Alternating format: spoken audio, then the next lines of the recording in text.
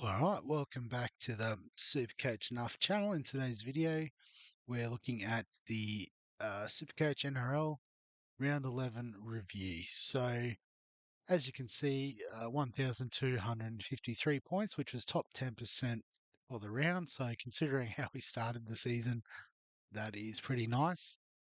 And just outside the top 20k. So, I was hoping to sneak inside it this week. But and I saw the 2,400 just as I was setting up to record.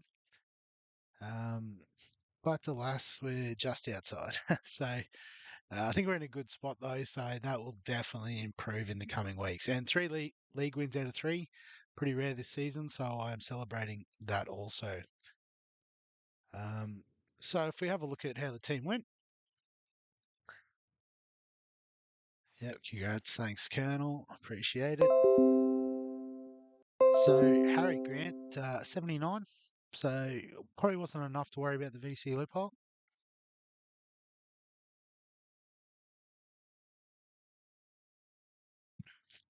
Excuse me, they got the fancy work headset today, so try the mute button for coughing, so I don't have to keep doing that into your ear as you're listening. Yeah, but Harry Grant with the 79, that's yeah, very nice from him. Wasn't enough to obviously loop, and I think in the end that was actually the right decision. Um, Reece Robson with the 54, that's solid. That's what we sort of were hoping from him. He's dipped in price a bit more. And sneaky whispers about him playing Origin, which isn't ideal. But I guess that is counteracted a bit further in the team list. In our front row, so really good results all around. Payne Haas with the 92. He just keeps pumping out big scores. We love Big Payne. Tohu with the 71, so super solid effort on the bye this week, which isn't ideal, but we'll cop that. And Joey Tarpany with the 70, so he's been pretty much pushing out 60s for fun. He's managed to lift that up a level this week, which is very nice. And Wiramu Greg, 38. So for what we paid for him and what we expected from him, 38 is actually pretty nice. Onto the second row, and what do you say about Dave Fafita? Another 100, 111. I think he scored 2 tries again. Yeah, he needs to be the first one picked, I think, in Supercoach, in the second row, that is. Um, and he's pretty much pushing his way into a Queensland jersey, I would have thought. So, not such bad news for those that watched the buy planning video I did last week. Um, yeah, he was only available for I think round 19 anyway. So we're basically considering him as a out for the buy. So the fact that he's playing Origin doesn't concern us too much. Nikora, 84. So really nice effort there from Nikora. That's why we brought him in. I think that's the best score since he's come into our side. So stoked to get that. Jacob Preston with a 50. So solid effort there from Presto. He's just ticking away there on the edge for the Dogs.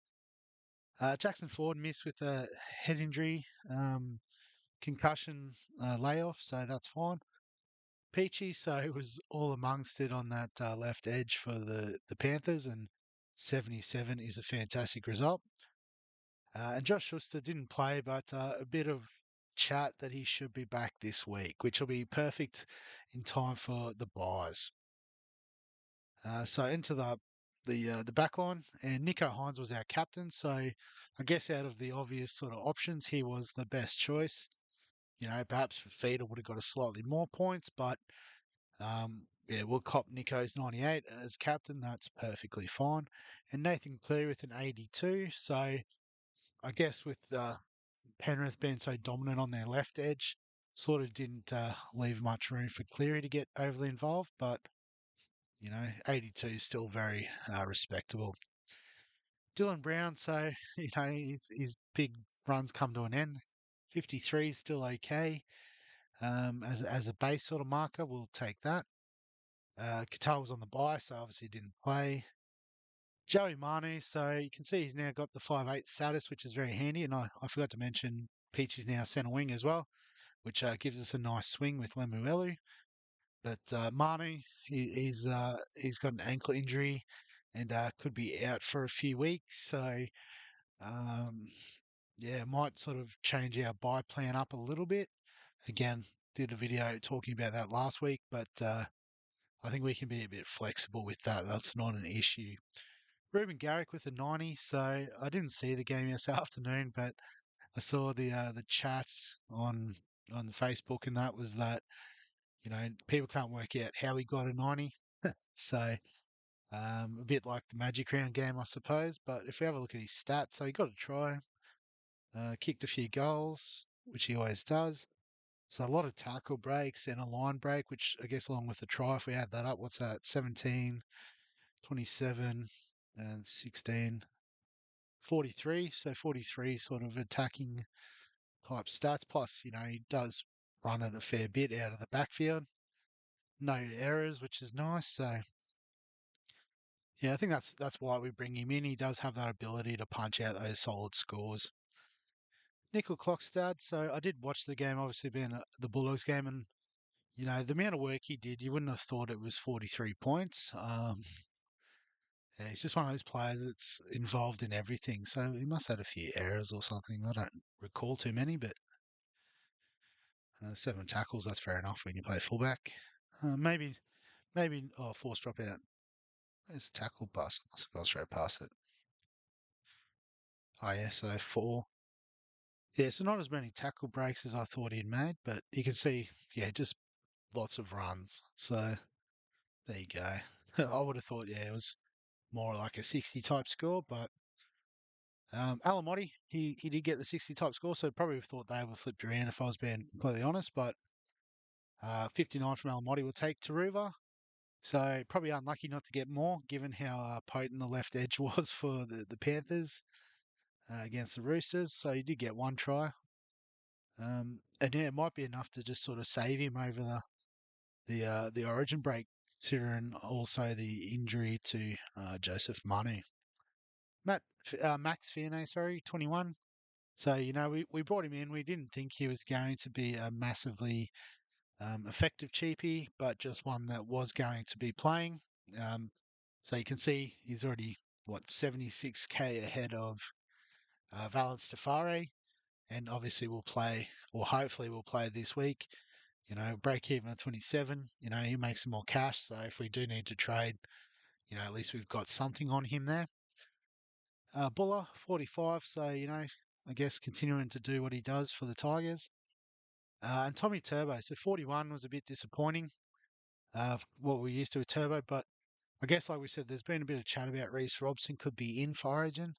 There's growing calls that Turbo is actually going to miss out. And when you look at the depth and the form of some of the backline options for New South Wales, you could argue that he might just be the unlucky one that misses out, which would be great for us in Supercoach, but obviously not great for the man himself. So as a Queensland fan, I'd prefer to not see him in the Origin, and as a Supercoach owner, would prefer not to see him in the sky blue. But yeah, I guess you wouldn't wish that upon the big fella himself.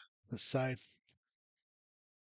yeah, so I guess I haven't even thought about trades because it literally just opened up. I saw the notification on my phone and thought, oh, I'll get down and do a video working from home today. That's why I've got the fancy headset, and I've just learned a thing or two setting up the OBS on my work laptop. But yeah, in terms of trades this week, I think what the original plan was gonna, up and down Alamotti and Taruva, but given that yeah, it doesn't have anything there. Oh, what's that?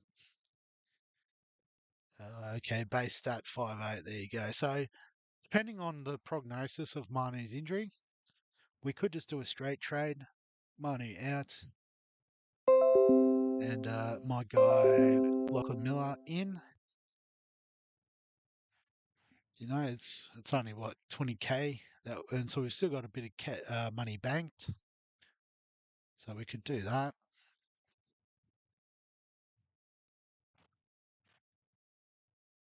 And I don't think we there's really too much to do in terms of second trading, so just swap Lemuelu in, given that he's on Clockstad's on the buy.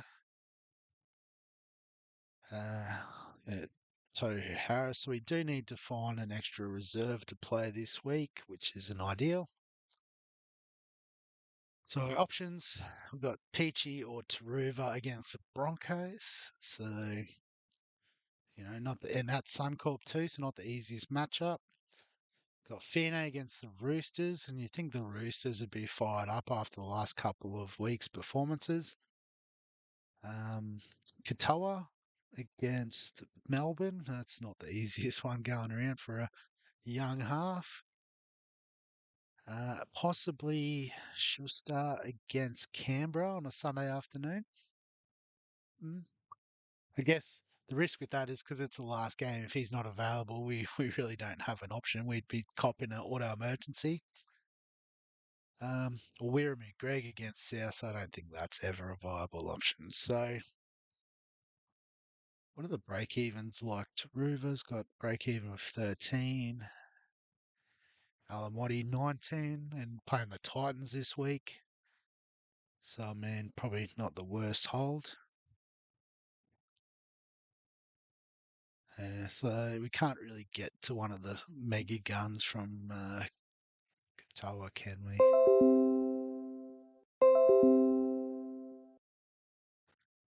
Doesn't look like it. 7. Could go Matt Burton, a bit of a pod shout. I mean, it's not the worst option in the world, is it? I guess now he's the halfback. He's running the show. 76 on the weekend against a team that was sort of uh, quite soundly beaten, I suppose. Uh, I don't know. Maybe we just save the trade. I think might be the best player. And like I said, we'll back Schuster, assuming he's playing.